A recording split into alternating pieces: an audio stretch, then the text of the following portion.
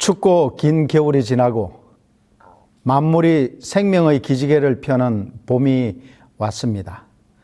우리 교우님 한 분 한 분의 마음속에, 그리고 성도님들께서 봉사하시는 교회마다 영적 생명의 활기가 되살아나는 성령의 봄이 찾아오기를 간절히 기도하는 바입니다.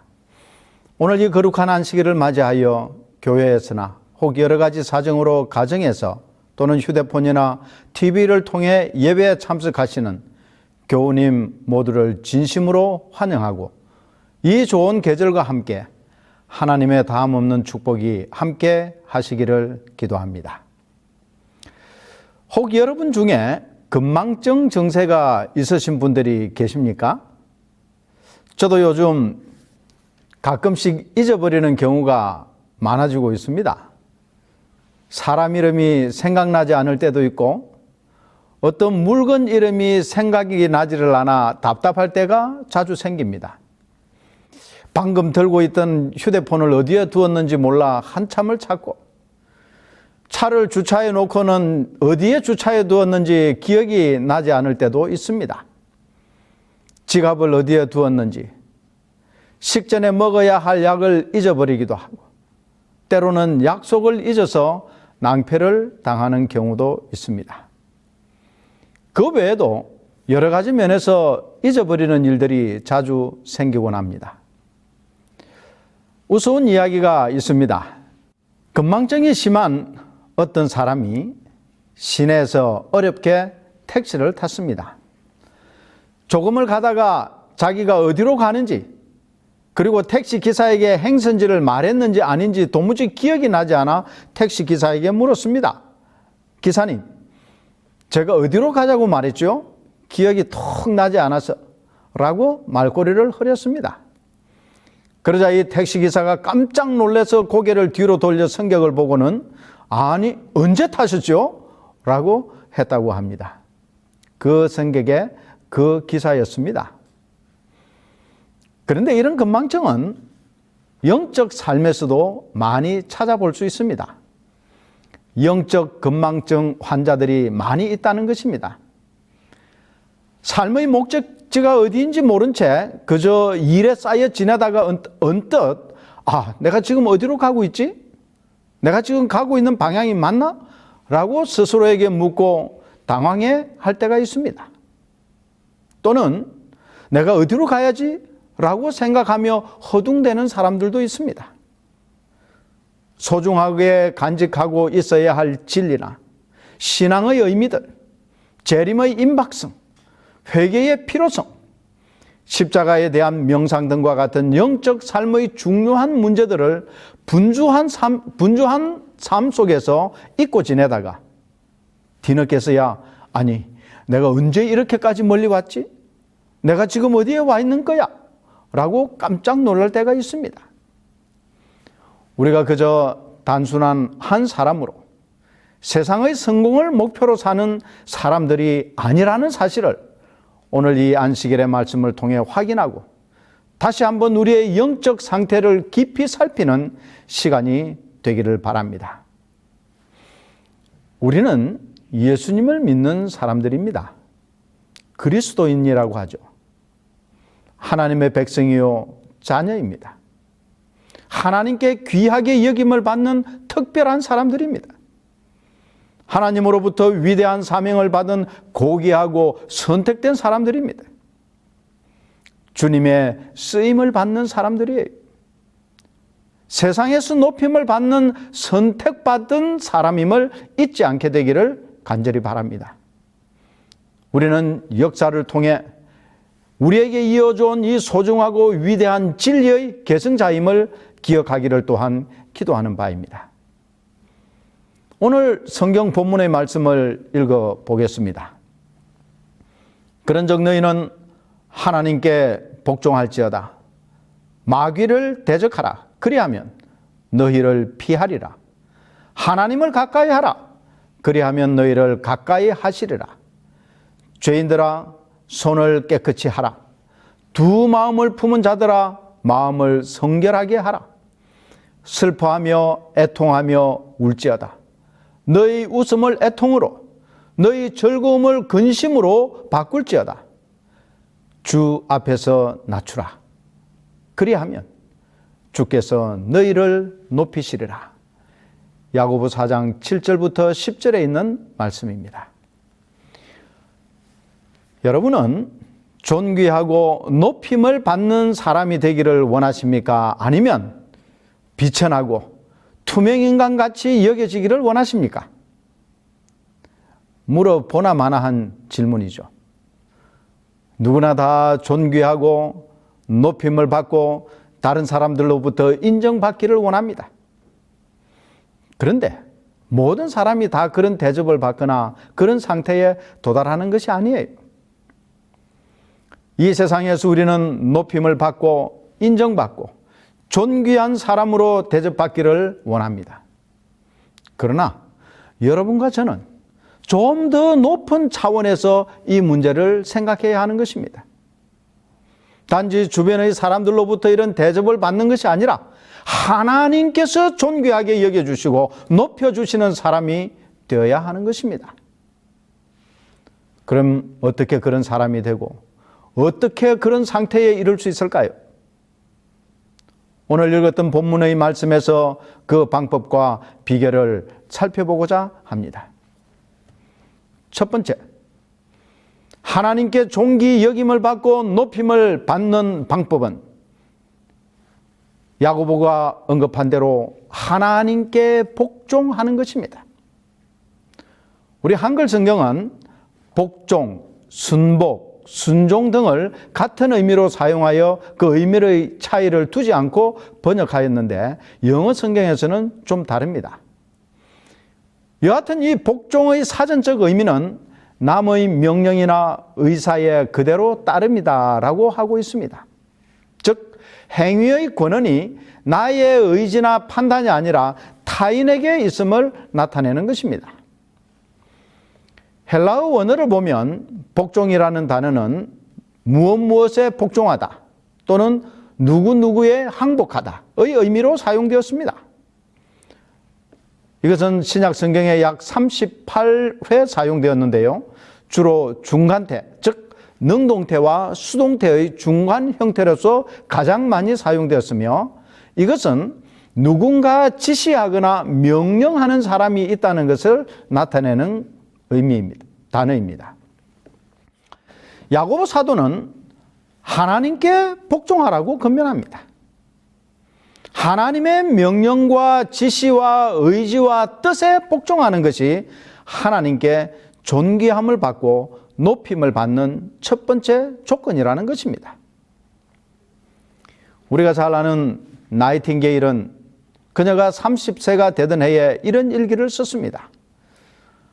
오늘 내 나이 30이 되었다. 예수가 그의 사명을 시작한 나이다. 주님, 오늘부터 당신의 부르심에 따라 살겠습니다. 유치했던 생각은 이제 버리고 나를 세상에 태어나게 하신 주님의 목적에 순종하겠습니다.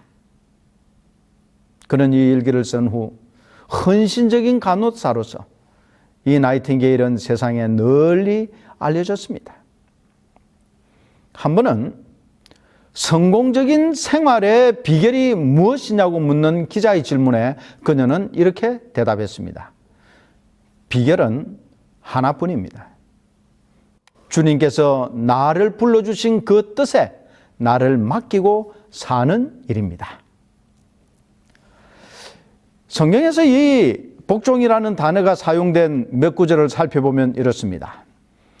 베드로전서 2장 13절에 인간의 모든 제도를 주를 위하여 순종하되, 이것은 사회적 제도와 국가의 법에 복종하는 것은 하나님을 위한 일임을 가르치고 있는데, 왜냐하면 모든 권세가 하나님께로부터 나오고 하나님께서 허락하신 것이기 때문입니다. 사환들아 범사에 두려워함으로 주인들에게 순종하되 선하고 관용하는 자들에게만 아니라 또한 까다로운 자들에게도 그리하라. 베드로전서 2장 18절에 말씀하셨어요. 이 성경절은 내 마음에 드는 상관이나 지도자들에게만 복종하는 것이 아니라 좀 까다로운 사람, 또 때로는 보기에 부정직해 보이는 사람, 그리고 좀 교활해 보이는 그러한 지도자라 할지라도 그들에게 복종할 것을 가르칩니다.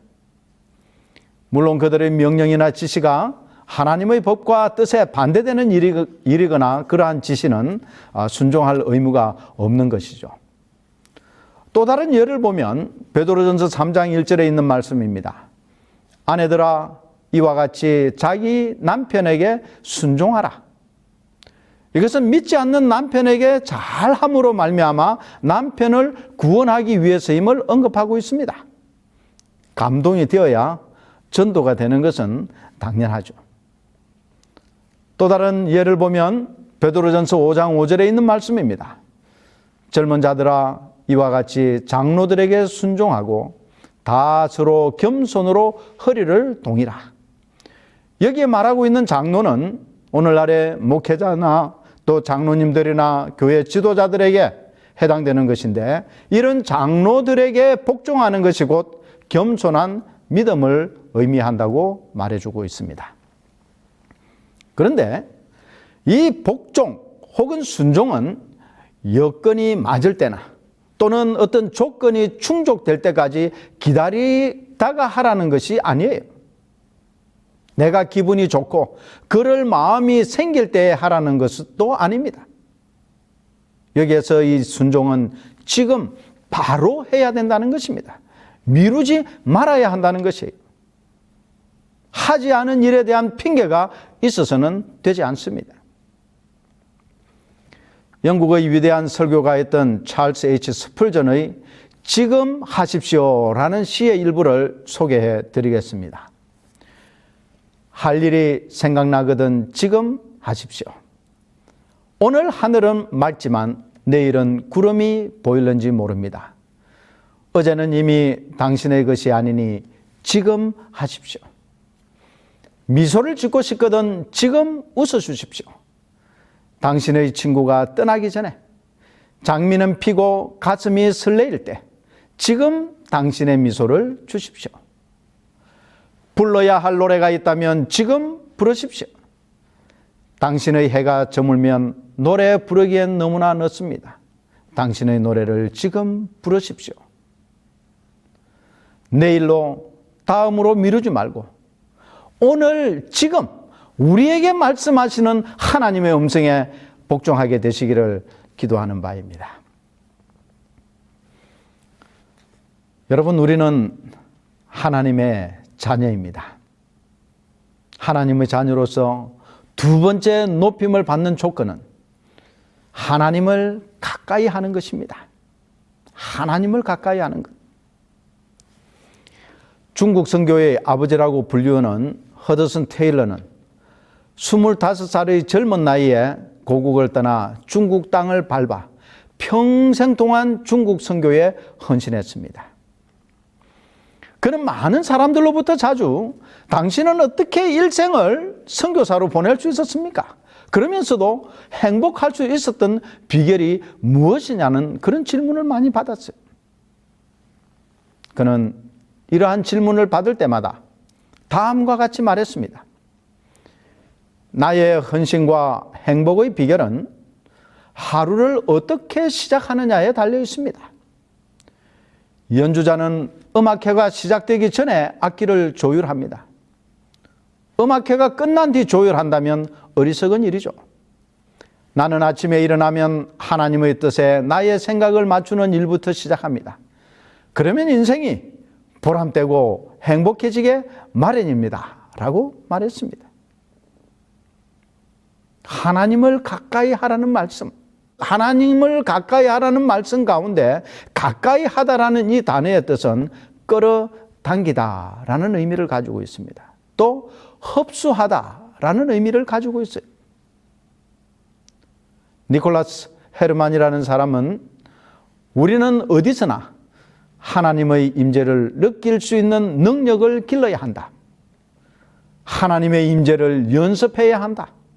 짧은 시간이 주어질 때 그것을 놓치지 말고 하나님께 기도를 드리면서 당신이 하나님을 사랑한다고 말씀드려라 라고 권면하고 있습니다. 여러분, 하루가 굉장히 빨리 지나가고 참 바쁜 세상입니다.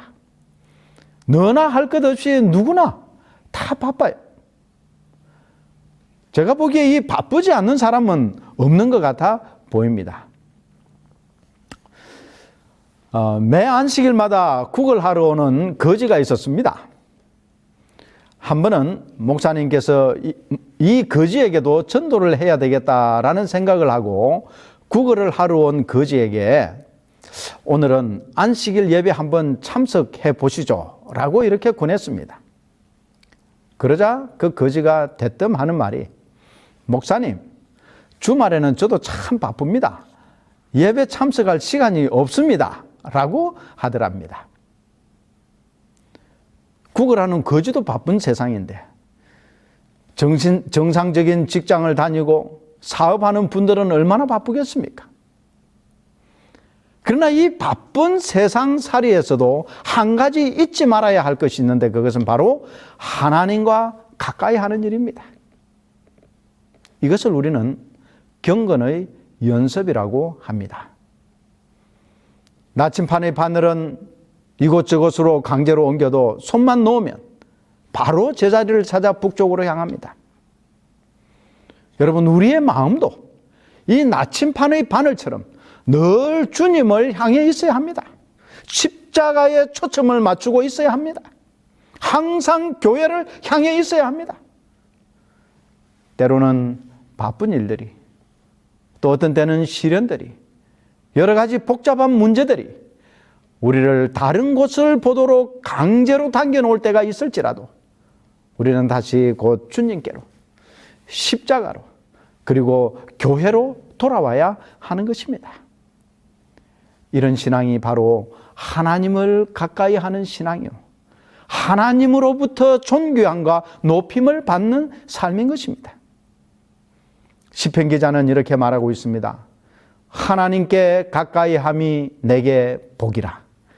내가 주 여호와를 나의 피난처로 삼아 주의 모든 행적을 전파하리이다. 이 고백이 여러분과 제 고백이 되어야 하지 않겠습니까? 세 번째, 우리가 하나님께로부터 높임을 받는 삶입니다. 그 세 번째 비결은 바로 주 앞에서 자신을 낮추는 것입니다. 주님 앞에서 우리 자신을 낮추는 것. 이것이 예수님의 마음입니다. 나는 마음이 온유하고 겸손하니 나의 멍에를 메고 내게 배우라. 그리하면 너희 마음이 쉼을 얻으리니라고 마태복음 11장 29절에서 예수님께서 말씀하셨습니다. 삼국지에 나오는 많은 인물 가운데 아주 지혜로운 전략가로 제갈공명을 따라갈 사람이 없습니다. 그런데 이 제갈공명의 지혜를 무시한 사람이 있는데 그 이름이 바로 유기라고 하는 사람입니다.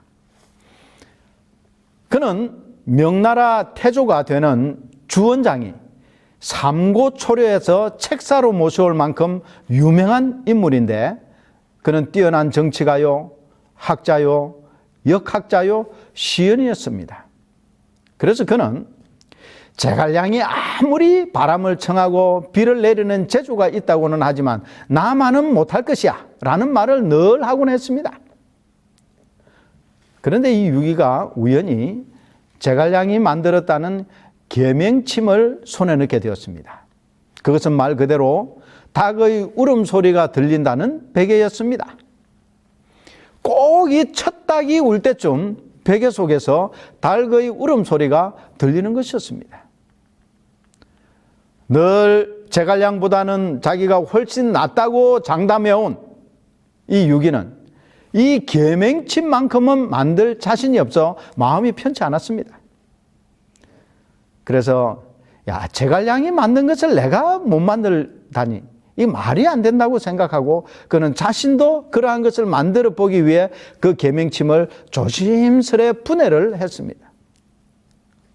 그러나 그가 뜯어본 그 베개 속에는 아무런 장치도 없고 다음과 같은 5글자가 적혀있는 종이가 있었습니다.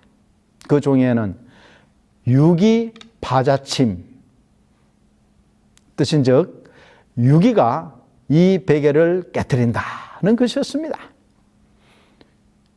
이 제갈량은 몇백 년 뒤에 나올 인물과 그가 할 행동을 이미 다 알고 있었다는 것이.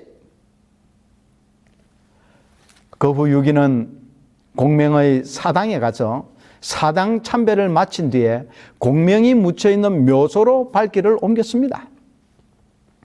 그런데 그 묘자리를 보니 왕을 묻을 만한 명당 자리를 바로 옆에 비워두고 공명은 아주 보잘것없는 곳에 묻혀있는 것이었어요.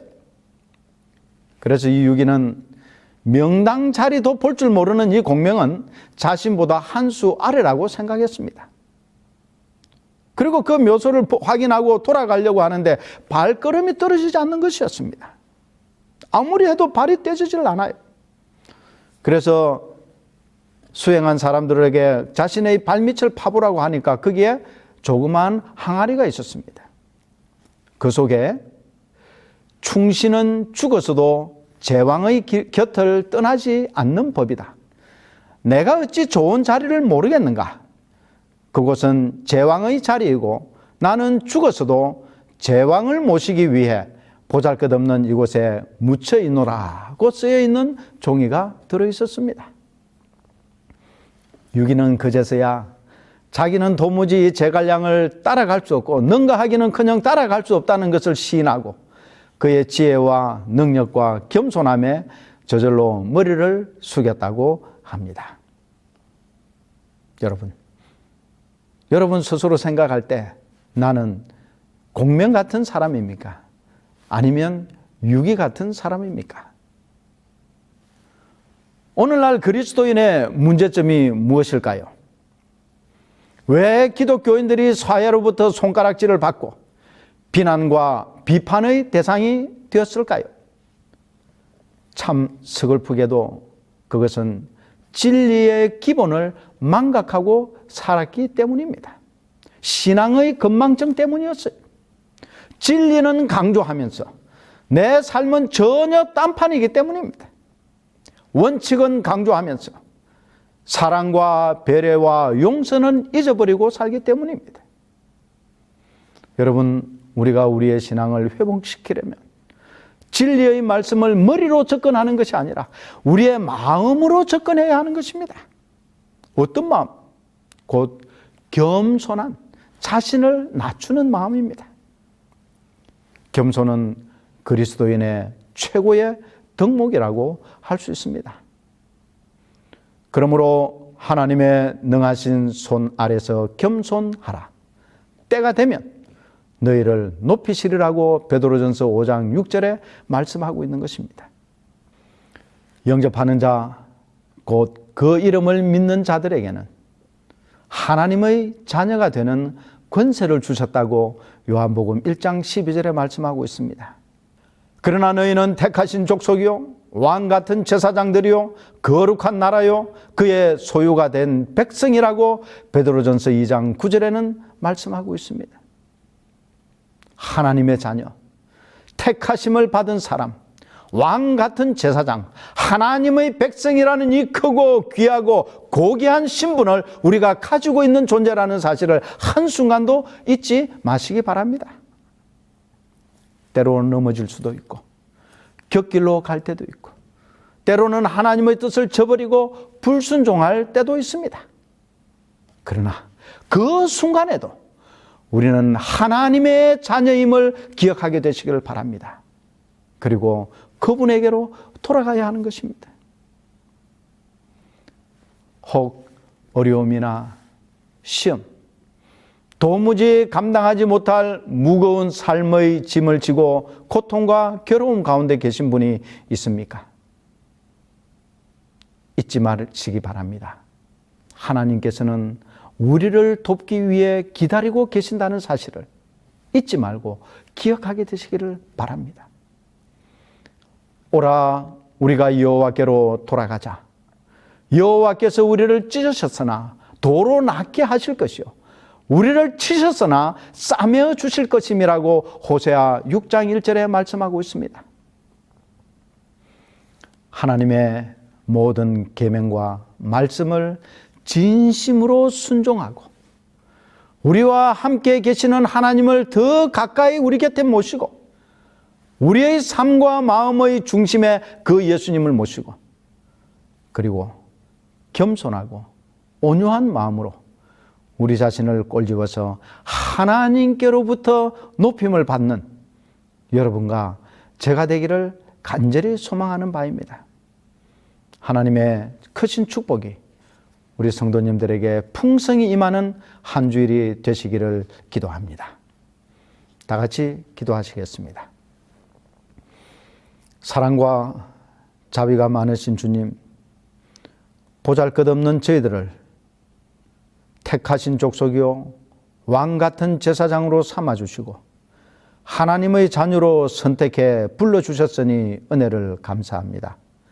우리가 어떤 형편에 있든지 어떤 상황에 있든지 어떤 환경에 있든지 하나님으로부터 높임을 받는 사람임을 잊지 말게 하시고 실망하거나 좌절하거나 낙담하지 말게 하시고 하나님께로 돌아가는 참 믿음의 자녀들 되게 도와주시옵소서. 이 한 주일 살아갈 때 우리 주님과 동행하는 복된 삶이 되도록 축복해 주시옵소서. 예수님 거룩하신 이름으로 감사하며 간절히 기도드리옵나이다. 아멘.